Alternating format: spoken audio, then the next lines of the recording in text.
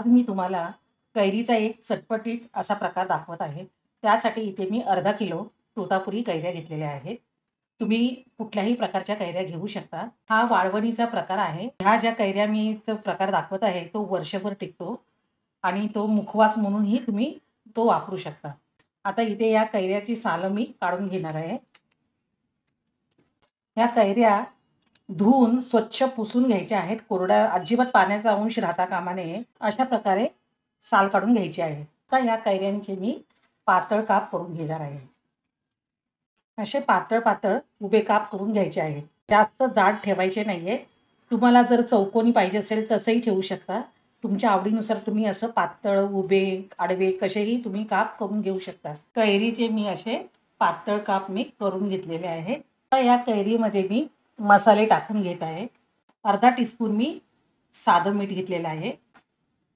अर्धा टीस्पून काळं मीठ, 1 टीस्पून हळद, 1 टीस्पून जिरे पावडर, 1 टीस्पून लाल तिखट, अर्धा टीस्पून चाट मसाला, 3 टीस्पून मी पिठी साखर घेत आहे. अर्धा टीस्पून मी काश्मीरी चिली पावडर टाकत आहे.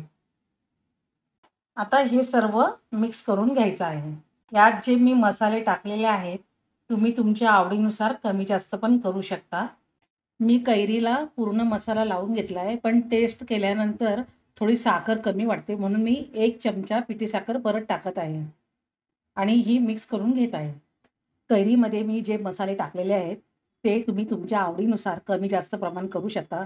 जर कैरी खूपच आंबट असेल तर साखरेचं प्रमाणही बदलतं आणि तुम्हाला मसाले जे हवे आहेत तेही तुम्ही तुमच्या आवडीनुसार टाकू शकता.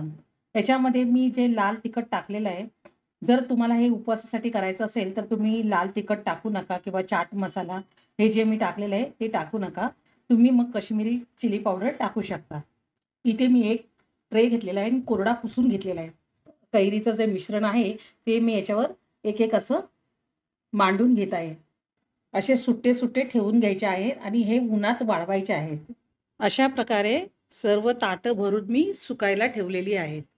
1 दिवस झालं मी हे सुकायला ठेवले आहे. चटपटीत मसाला कैरी ही वाळवून घेतली आहे आणि ही बघा पूर्ण ड्राय झालेली आहे आणि हे तुम्ही बाहेर सुद्धा ठेवू शकता आणि ही वर्षभर टिकते. जेव्हा तुम्ही प्रवासाला वगैरे जात असाल तेव्हा तुम्ही हे तोंडामध्ये ठेवून चघळू शकता आणि चवही फार छान लागते. तुम्ही ही एकदा करून बघा.